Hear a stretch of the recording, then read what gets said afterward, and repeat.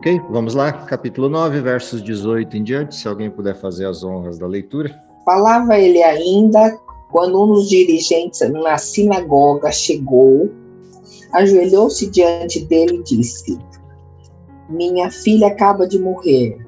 Vem e impõe a tua mão sobre ela e ela viverá. Jesus levantou-se e foi com ele, e também os seus discípulos. Nisso, uma mulher que havia 12 anos vinha sofrendo de hemorragia, chegou por trás dele e tocou na borda do seu manto, pois dizia a si mesmo: se eu tão somente tocar em seu manto, ficarei curada. Voltando-se, Jesus a viu e disse: Ânimo, filha, a tua fé a curou. E desde aquele instante a mulher ficou curada. Quando ele chegou à casa do dirigente da sinagoga e viu os flautistas e a multidão agitada, disse: Saiam, a menina não está morta, mas dorme. Todos começaram a rir dele.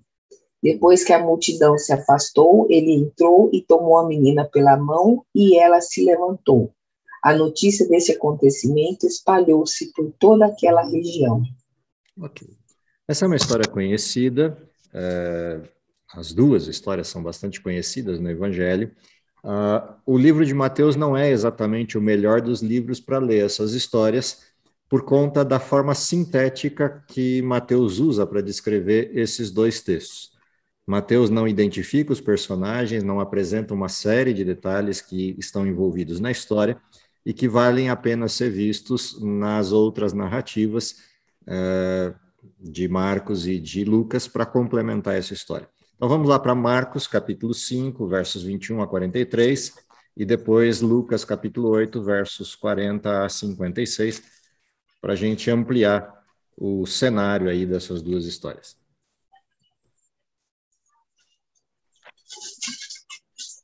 Se alguém puder fazer a leitura, Marcos, capítulo 5, versos 21 até 43. Vou ler, Moisés. E passando Jesus outra vez num barco para a outra banda, ajuntou-se a ele uma grande multidão e ele estava junto ao mar. Eis que chegou um dos principais da sinagoga, por nome Jairo, e vendo-o, prostrou-se aos seus pés. E rogava-lhe muito, dizendo: Minha filha está moribunda. Rogo-te que venhas e lhe imponha as mãos para que sare e viva.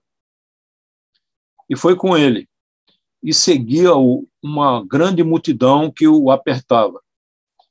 E certa mulher, que havia 12 anos tinha um fluxo de sangue, e que havia padecido muito com muitos médicos, e despendido tudo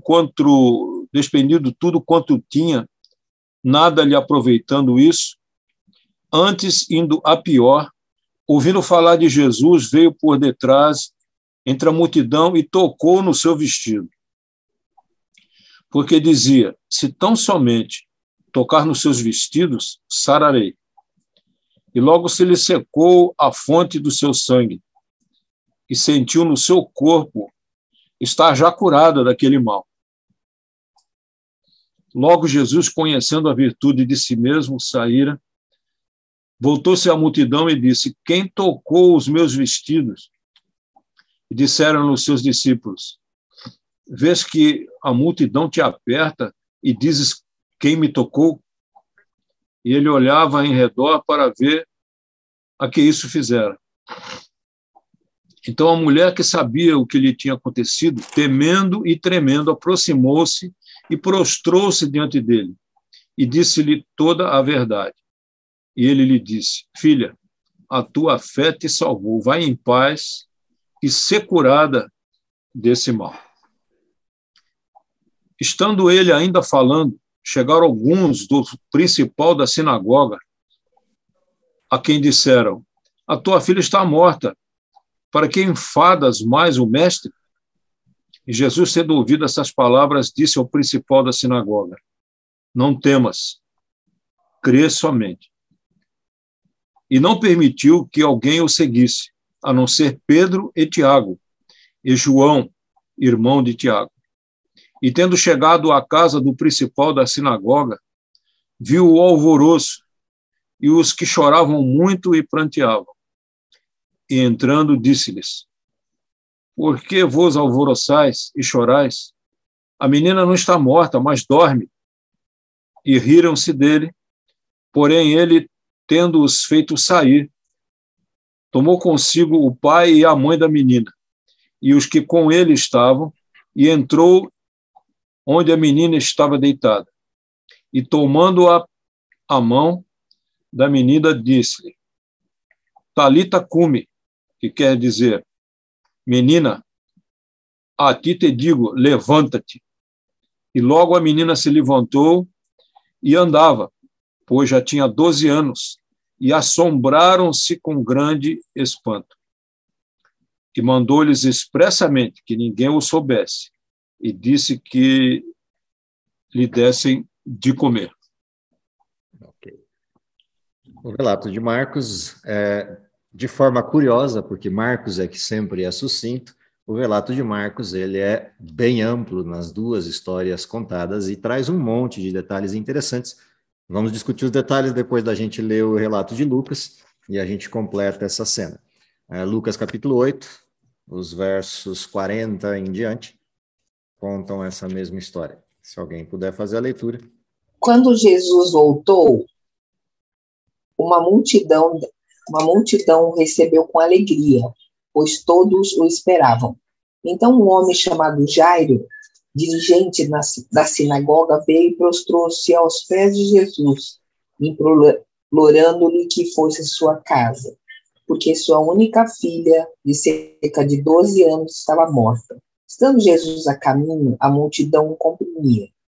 E estava ali certa mulher que havia 12 anos vinha sofrendo de uma hemorragia e gastara tudo o que tinha com os médicos, mas ninguém podia curá-la. Ela chegou por trás dele, tocou na borda de seu manto e imediatamente cessou sua hemorragia. Quem tocou em mim? Perguntou Jesus. Como todos negassem, Pedro disse: Mestre, a multidão se aglomera e te comprime. Mas Jesus disse: Alguém tocou em mim, e eu sei que de mim saiu poder. Então a mulher, vendo que não conseguia passar desapercebida, veio tremendo e prostrou-se aos pés. Na presença de todo o povo, contou porque tinha tocado nele e como fora instantaneamente curada. Então ele disse: Filha, a tua fé a curou, vai em paz. Enquanto Jesus ainda estava falando, chegou alguém da casa de Jairo, o dirigente da sinagoga, e disse: Sua filha morreu, não incomode mais o mestre. Ouvindo isso, Jesus disse a Jairo: Não tenha medo, tão somente creia, e ela será curada. Quando chegou à casa de Lázaro, não deixou ninguém entrar com ele, exceto a Pedro, João, Tiago, o pai e a mãe da criança. Enquanto isso, todo o povo estava se lamentando e chorando por ela. Não chorem, disse Jesus. Ela não está morta, mas dorme. Todos começaram a rir dele, pois sabiam que ela estava morta. Mas ele a tomou pela mão e disse: Menina, levanta-te. O espírito dela voltou e ela se levantou imediatamente. Então Jesus lhes ordenou que dessem de comer a ela. Os pais dela ficaram maravilhados, mas ele lhes ordenou que não contassem a ninguém o que tinha acontecido. Okay. Bom, agora a gente consegue juntar as três histórias e construir a cena completa. A primeira coisa interessante da cena é o momento em que essa história ocorre. Marcos é quem pontua claramente o desenho, Jesus voltando do barco para uma outra margem, com a grande multidão que se reuniu ao redor dele, começa a pregar. Esse é o contexto da chegada de Jairo para falar com Jesus. E por que é interessante olhar para esse contexto? Jairo é um dos dirigentes da sinagoga, portanto, faz parte do grupo de pessoas que têm, de alguma forma, trabalhado para perseguir Jesus e encontrar em Jesus alguma falha. Se a gente olhar as histórias que antecederam esse milagre, a gente tem esse contexto: os fariseus, os escribas, os mestres da lei, os membros do sinédrio e da sinagoga, no encalço de Jesus. Portanto, para Jairo, chegar até Jesus na frente de uma grande multidão, suplicando que Jesus fosse para sua casa, a situação é realmente desesperadora, porque ele corria um sério risco de se expor dessa maneira, convidando Jesus para vir à sua casa. Para convidar Jesus significa que ele acreditava em Jesus, ou pelo menos nesse contexto, estava se posicionando como alguém que acreditasse. E isso não traria para Jairo um bom olhar por parte dos demais membros da sinagoga ou dos membros do sinédrio ou quaisquer dos sujeitos das castas ligadas ao estudo da lei, ao estudo da doutrina do período de Jairo. Portanto, Jairo literalmente baixa a guarda e vem procurar Jesus, numa situação de desespero, tendo a filha prestes a morrer, tendo a filha em condição prévia à morte. O interessante é que Jesus escuta o que Jairo pede, atende a Jairo e começa a caminhar em direção à casa de Jairo. Porém, Marcos e Lucas deixam claro que existia uma multidão ao redor de Jesus, o que tornava difícil a caminhada, tornava lenta a caminhada, e eu fico imaginando Jairo desesperado, querendo que Jesus ande mais rápido e a multidão empacando o processo, dificultando a caminhada, apertando Jesus por todos os lados. E essa é uma outra parte interessante do relatório, tanto de Marcos quanto de Lucas. A multidão apertava Jesus por todo lado, pela frente, por trás, pelos lados, ou seja, a multidão estava ao redor de Jesus, não estava atrás dele, seguindo Jesus. A multidão estava literalmente apertando por todos os lados, o que realmente implica em uma dificuldade de caminhar, uma dificuldade de andar. No meio de tudo isso acontece o episódio com a mulher, que não é identificada no texto, apenas referenciada como sendo uma mulher que sofria de hemorragia já há 12 anos, e ouviu falar de Jesus. E essa é uma expressão interessante, apresentada por Marcos e referendada na forma como Lucas também conta a história. E crendo que Jesus fosse a alternativa para o seu problema, ela tem uma ideia. A pergunta é por que a mulher tem essa ideia de chegar por trás de Jesus e tocar na orla dos seus vestidos? Ela não poderia simplesmente chegar e se apresentar para Jesus dizendo: tenho uma doença e preciso ser curada. O problema é que as condições dessa doença colocavam essa mulher como impura, o que significa que ela não poderia chegar perto de Jesus, não poderia chegar perto da multidão, não poderia se expor, a não ser que ela fizesse o que os leprosos faziam, gritando imunda, imunda, imunda, para que as pessoas se distanciassem. E ainda assim, teria um problema. Jesus teria que chegar perto dela, teria que ouvi-la nestas condições. E isso era impensável. A chance de ela ser recriminada, acusada, atacada pelo povo que estava em volta de Jesus é grande. Então ela tenta um processo discreto, vai lá, encosta na barra do vestido de Jesus e é curada. E essa é uma outra cena interessante, porque para encostar na barra das vestes de Jesus, ela teve que se contorcer entre a multidão e se abaixar para chegar lá, para tentar de forma imperceptível tocar e sair de fininho, sem ser vista por ninguém. Como estava todo mundo se apertando, parecia ser um bom plano e parecia ser bem fácil fazer isso. Jesus não ia nem notar que ela tocou. O problema é que ele notou e parou. E eu fico imaginando de novo a cena: Jesus está caminhando, daqui a pouco ele freia, dá aquele solavanco com a multidão toda, porque quando ele para, vai todo mundo, literalmente um empurrando o outro, igual peça de dominó. E no meio desse processo, o que a gente tem, o que a gente vê enquanto referência é uma situação diferente. Jesus para e faz uma pergunta inusitada: quem me tocou? Quando a gente lê o processo em Mateus, como Mateus é um processo sintético, ele nem cita esse episódio, ele já vai direto para o fato de que Jesus interpela a mulher e já diz que a fé curou a mulher dentro desse contexto. Quando a gente vai para Marcos e para Lucas, é que a gente percebe o que de fato aconteceu na cena. Jesus parou, Jesus pergunta, Marcos não identifica quem é que interpelou Jesus para dar uma bronca nele, mas Lucas vai na veia e diz: foi Pedro. Pedro, para variar, se adianta na cena e faz a pergunta que todo mundo queria fazer, mas não fez. Faz a pergunta óbvia: como é que o senhor para a multidão e pergunta quem te tocou, se está todo mundo te apertando por todos os lados? Essa é uma pergunta sem sentido.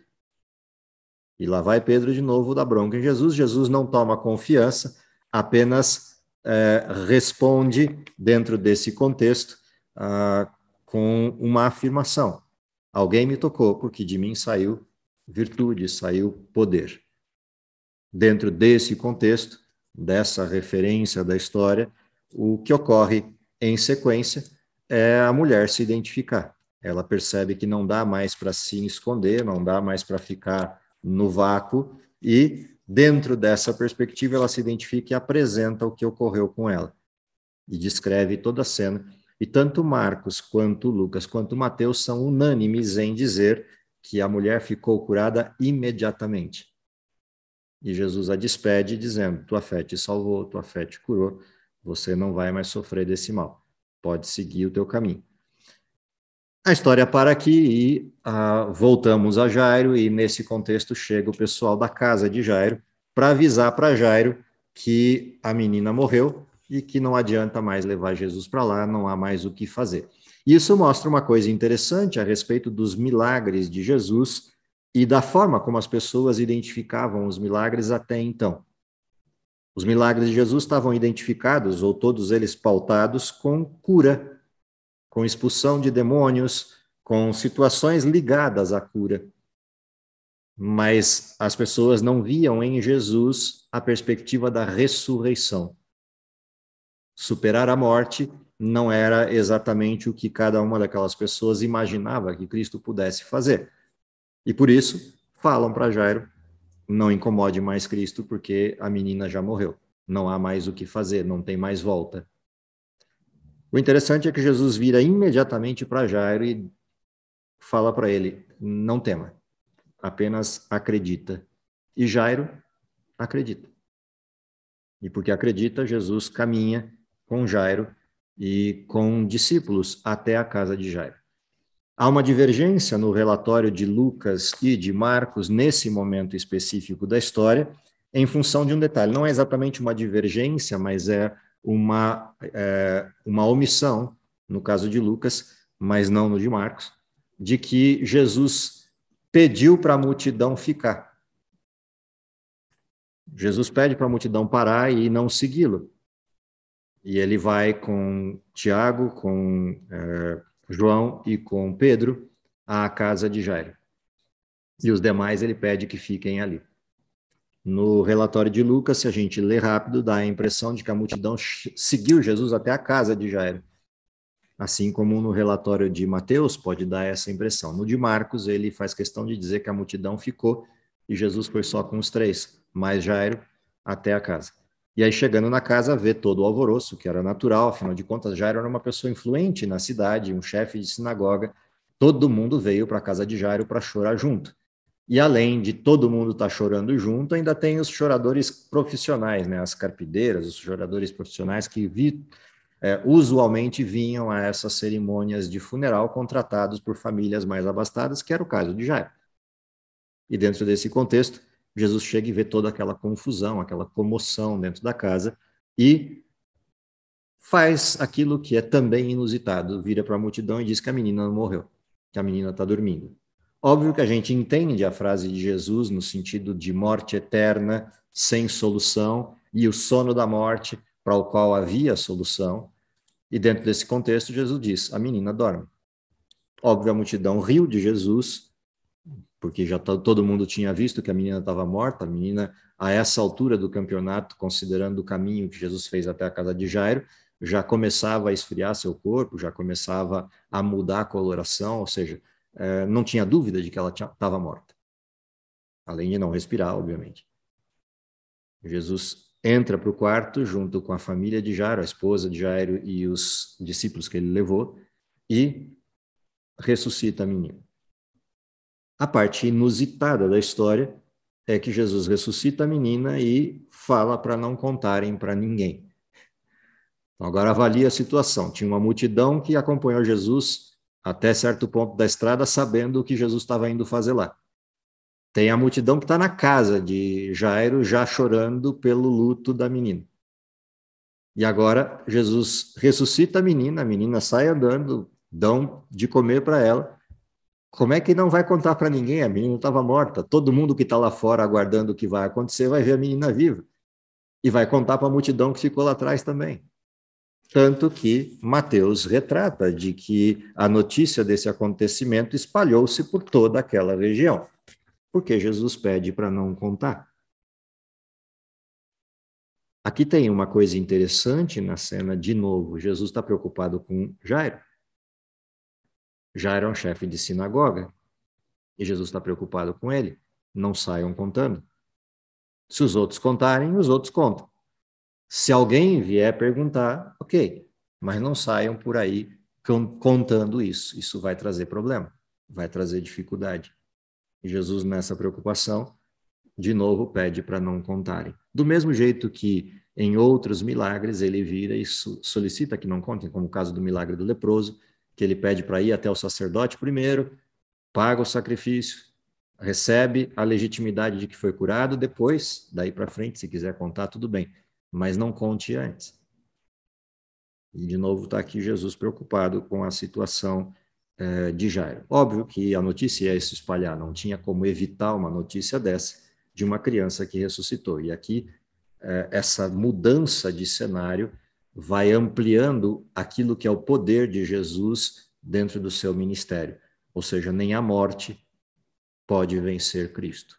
E essa é uma parte interessante deste milagre.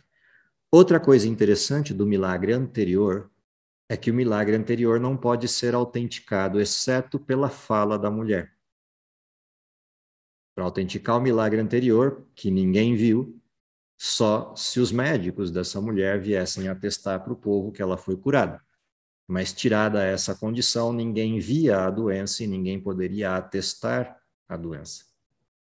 E algumas situações dessa natureza aconteceram com Jesus, milagres que não poderiam necessariamente ser confirmados, exceto pela pessoa que tinha o mal, e que muitas vezes eram usados pelos fariseus, pelos escribas, pelos mestres da lei, como acusações de que Jesus forjava seus milagres. Mas era impossível forjar uma ressurreição, principalmente a ressurreição de um chefe de sinagoga, da filha de um chefe de sinagoga. Portanto, há dois milagres interessantes em oposição. Um milagre que acontece em segredo e um milagre que acontece e assina embaixo o poder de Jesus em proceder daquela maneira sobrenatural. E isso é interessante nesses dois milagres, nessa sequência. A história segue no texto de Mateus, com mais um outro episódio. Vamos ao verso 27 do capítulo 9 de Mateus, continuar a história.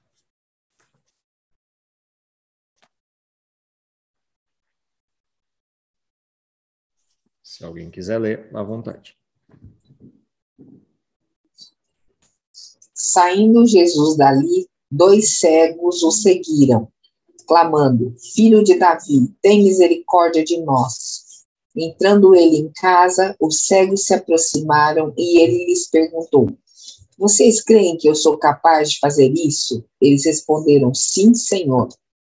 E ele, tocando os olhos deles, disse: Que seja feito segundo a fé que vocês têm. E a visão deles foi restaurada. Então Jesus os advertiu severamente: Cuidem para que ninguém saiba disso. Eles, porém, saíram e espalharam a notícia por toda aquela região. Enquanto eles se retiravam, foi levado a Jesus um homem endemoniado que não podia falar. Quando o demônio foi expulso, o mudo começou a falar. A multidão ficou admirada e disse: Nunca se viu nada parecido em Israel. Mas os fariseus diziam: É pelo príncipe dos demônios que ele expulsa demônios. Okay. As duas histórias são sequências de milagres que ocorrem com Jesus e, de novo, chama a atenção a mesma fala de Jesus, de que ele procede com a cura e pede com que eles não contem para os demais, não saiam espalhando notícia de que ele os fez, de que ele curou a esses 2 cegos. E, óbvio, os cegos não respeitam Jesus e saem contando para todo mundo o que Jesus fez. Enquanto eles estão contando para todo mundo o que Jesus fez, vem outro sujeito, e esse é trazido para Jesus na condição de mudez.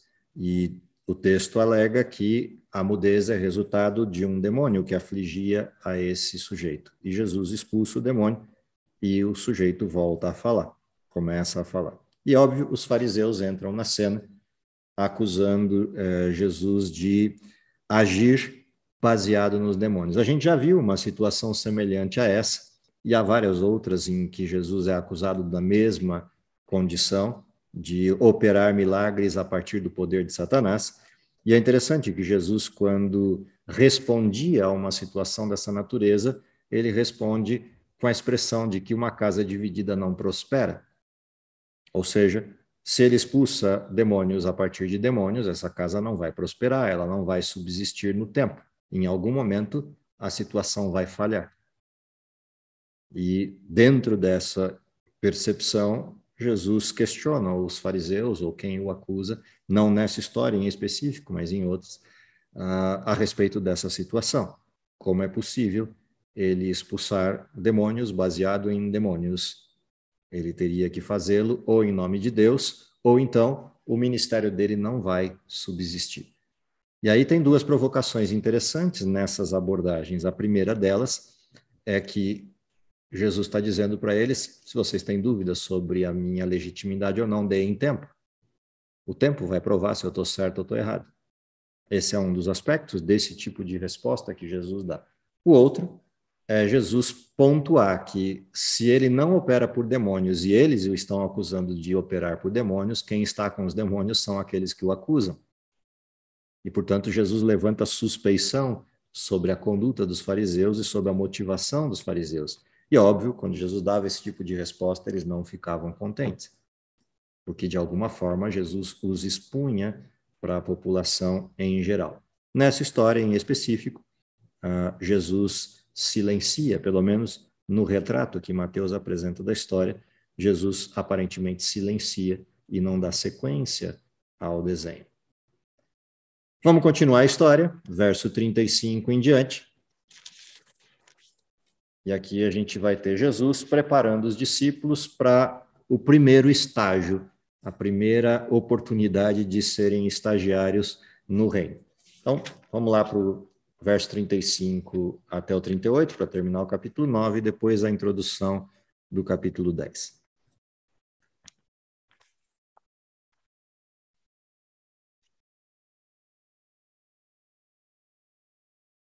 Alguém pode ler?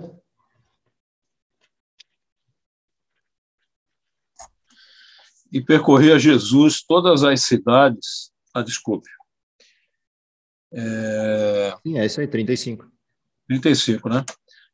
E percorria Jesus todas as cidades e aldeias, ensinando na sinagoga deles, e pregando o evangelho do reino e curando todas as enfermidades e moléstias entre o povo. E vendo a multidão, teve grande compaixão deles, porque andavam desgarrados e errantes, como ovelhas que não têm pastor.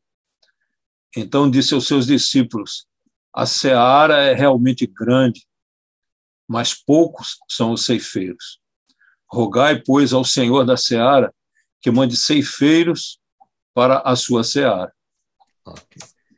Há algumas coisas interessantes nesse texto curtinho. A primeira coisa interessante é que Jesus percorre cidades e povoados daquela região, mas em lugares específicos para ensinar. Embora ele falasse em todos os lugares, e a multidão sempre o acompanhava, mas o texto de Mateus faz questão de dizer que Jesus passava em todos esses lugares e entrava na sinagoga e pregava nas sinagogas deles. Como judeu, Jesus poderia fazê-lo. Como mestre, embora não fosse da escola rabínica tradicional, mas como mestre atestado pelos discípulos que tinha, ele entrava nessas sinagogas com o direito e autoridade de ensinar. E o interessante é que as pessoas não se opunham a isso. Óbvio que a gente pode olhar isso pela perspectiva de que a sinagoga era um ambiente livre e homens teriam acesso à sinagoga e, na condição dele de judeu e de mestre, mais acesso ainda. Ainda assim, considerando a perseguição constante que ele enfrentava pelos mestres da lei, É curioso que Jesus tenha conseguido entrar nas sinagogas e pregar nas sinagogas, como Mateus retrata. Além disso, diz que a multidão continuava acompanhando Jesus, inclusive migrando de um lugarejo para outro, de uma cidade para outra, e Jesus teve compaixão da multidão por perceber as dificuldades que enfrentava. Que dificuldades eram essas? A primeira delas é viver debaixo do jugo romano, tendo perdido a sua condição de soberania nacional. A maior parte das pessoas daquela região era muito pobre, dependente de trabalhos duros para se manter. E seguir Jesus era uma tarefa complexa, porque ao seguir Jesus, eles estavam deixando de trabalhar, pelo menos no período em que estavam seguindo Jesus. E Jesus tem compaixão dessas multidões e da sua aflição e vai atendendo cada um deles nas suas necessidades, de acordo com a possibilidade disso. Porém, a multidão é muito maior do que o número de pessoas que é possível atender. E é interessante o texto nesse aspecto, pontuando que Jesus olha para os seus discípulos, olha para a multidão e conclama os discípulos para orarem a Deus para que mande mais trabalhadores. Ou seja, Jesus elegeu aqueles que ele capacitaria para a continuidade da missão, mas ele tinha a noção de que isso não era suficiente.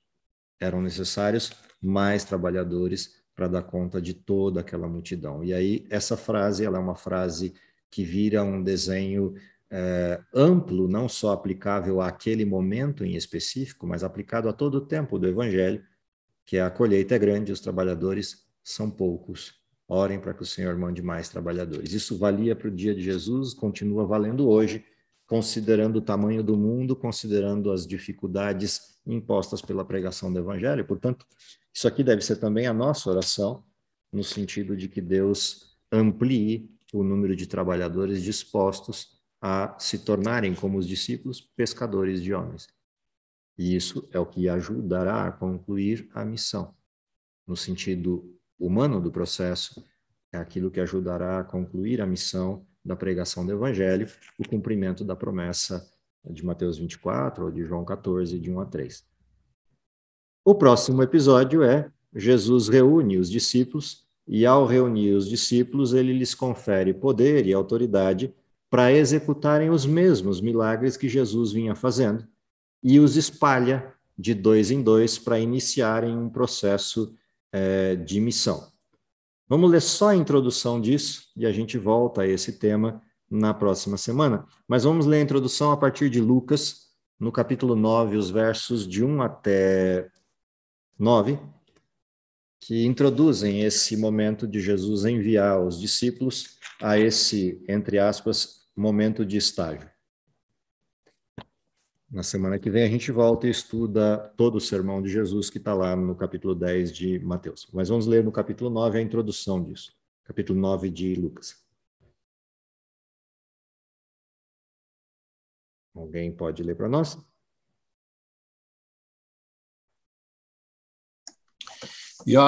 E convocando os seus 12 discípulos, deu-lhes virtude e poder sobre todos os demônios e para curarem enfermidades. E enviou-os a pregar o reino de Deus e a curar os enfermos. E disse-lhes: nada leveis convosco para o caminho, nem bordões, nem alforje, nem pão, nem dinheiro, nem tenhais 2 vestidos. Em qualquer casa em que entrardes, ficai ali e de lá saireis. E se em qualquer lugar ou em qualquer outra cidade vos não receberem, saindo vós dali, sacudi o pó dos vossos pés em testemunho contra eles. E saindo eles, percorreram todas as aldeias, anunciando o evangelho e fazendo curas por toda a parte.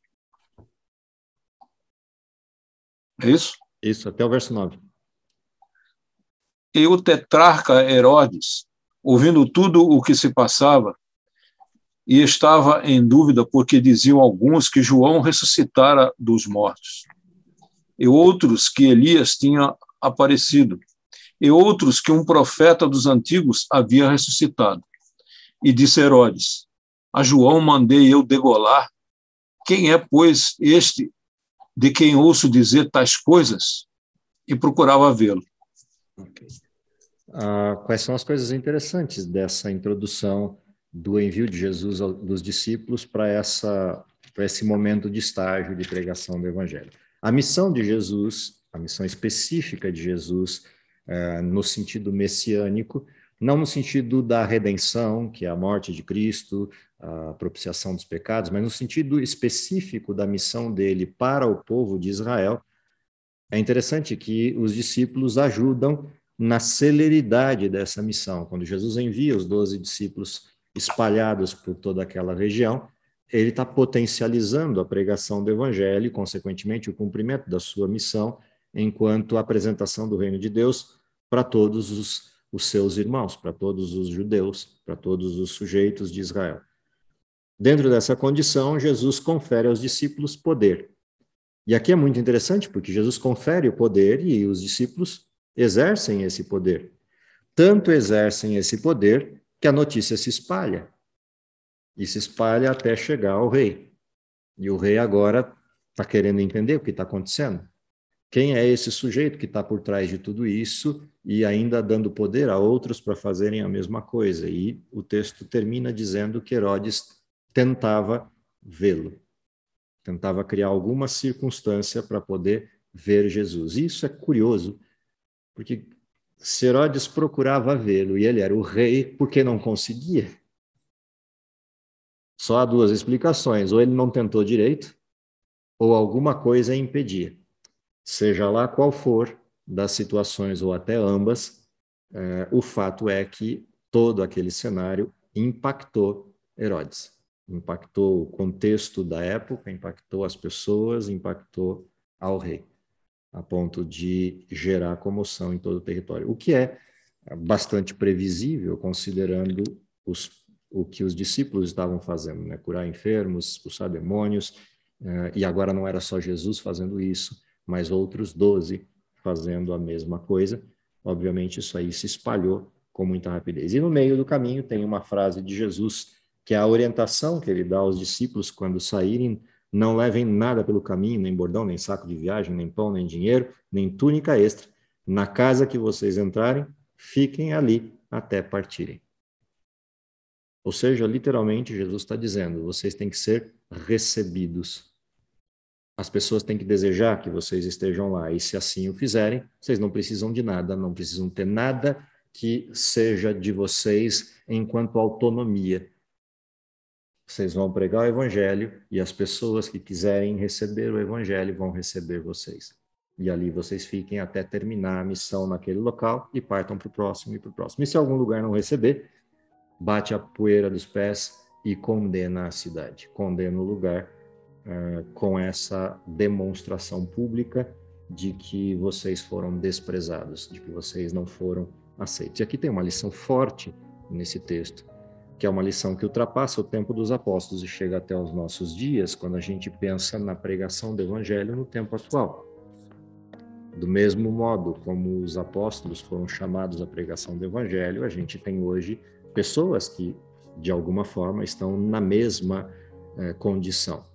Sejam elas pastores, obreiros bíblicos ou qualquer outro tipo de pessoa dedicada em exclusividade ou em grande parte do tempo à pregação do evangelho. E a lição desse texto ela é interessante porque ultrapassa o tempo com a mesma dimensão.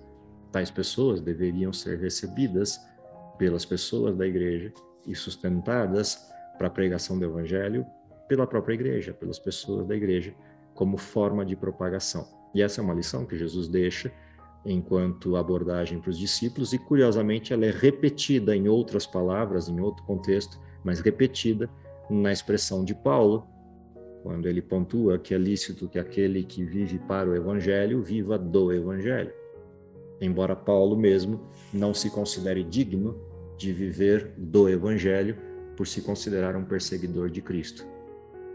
De qualquer maneira, é uma lição interessante que esse texto deixa como legado da função, seja ela ministerial ou de pregação do evangelho na obra missionária, com esse contexto.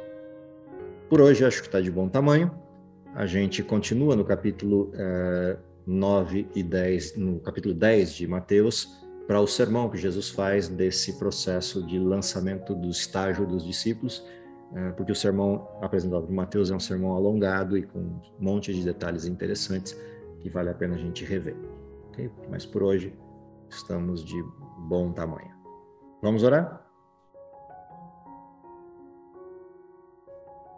Querido Pai, está nos céus, te agradecemos pelo dom da vida, te agradecemos pelas lições deixadas no ministério de Cristo, que de diversas maneiras ilustram a nossa missão, ilustram as nossas prerrogativas e competências para a pregação do Evangelho, mas acima de tudo nos impactam e nos implicam nessa mesma missão, no sentido da celeridade e da necessidade de cumpri-la para que tu possas voltar. Dá, Senhor, que se possível ainda possamos vê-lo voltando em nossa geração, é o que lhe pedimos por Jesus. Amém.